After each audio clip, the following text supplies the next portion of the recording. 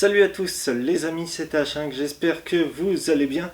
Alors aujourd'hui, je vais vous présenter la RTX 3060 de chez Zotac. Donc il s'agit tout simplement de ma nouvelle carte graphique. Mon ancienne est tout simplement la GTX 1660 et je me suis dit que ça serait bien de la remplacer pour pouvoir enfin profiter du Ray Tracing et du DLSS. Donc je pense que j'ai pas besoin de vous expliquer qu'est-ce que le Ray Tracing et le DLSS, parce qu'aujourd'hui, je pense que tout le monde sait ce que c'est, tellement ça a été présenté. Mais voilà, donc cette carte graphique est la moins chère de la gamme des 3000, ou plutôt des 30. Alors, normalement, c'est comme ça qu'on dit les 30 series, du coup la 3060. Mais vu qu'il n'y a pas d'espace, moi je dis 3060 et je pense que beaucoup même disent 3060 ou 3080 pour ceux qui sont riches et qui ont les moyens de s'en payer une de 3080. Bref, en tout cas, avec la pénurie, ça a été dur d'en trouver une. Mais heureusement, dans un magasin dédié, j'ai pu m'en choper une. Ok. Ouais, désolé. Ça va être un unboxing un petit peu médiocre. Donc ici, on a le manuel. Je pense que on va pas en avoir besoin du manuel. Hop là.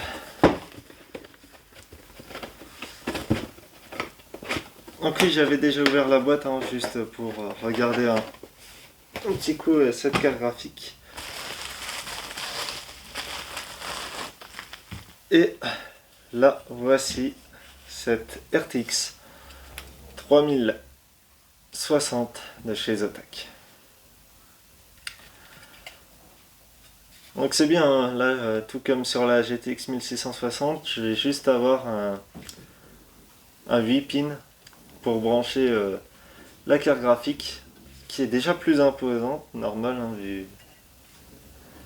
c'est tout de même une 3060, et ça va être déjà mieux que ma GTX 1660, parce que là, je vais enfin pouvoir profiter du Ray Tracing, du DLSS et tout ça. Alors par contre, cette carte graphique, pour ceux qui... elle est pas chère, mais vous ne pourrez pas profiter de la 4K avec un...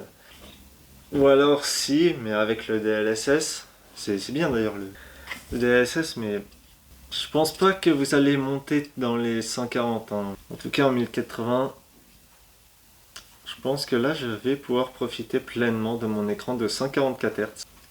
Mais après, si j'active le Ray Tracing, là je pense que beaucoup moins. Mais bon, du coup, je vais la mettre dans mon PC. Ok, donc comme vous pouvez le voir, mon PC est juste ici. J'ai amené plusieurs choses, déjà de la pâte thermique parce que je vais en profiter pour changer la pâte thermique de mon processeur. La Zotac toujours ici. Je vais la mettre et j'ai aussi ramené la boîte de la GTX 1660 pour la ranger. Du coup, hop. Voilà. Alors, je vais aussi en profiter pour vous dire juste un truc, c'est surtout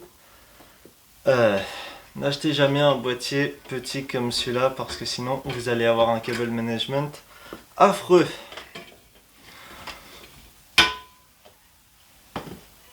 J'ai acheté ce boîtier parce que je voulais faire des économies. C'est un boîtier qui est pas très cher, qui est petit.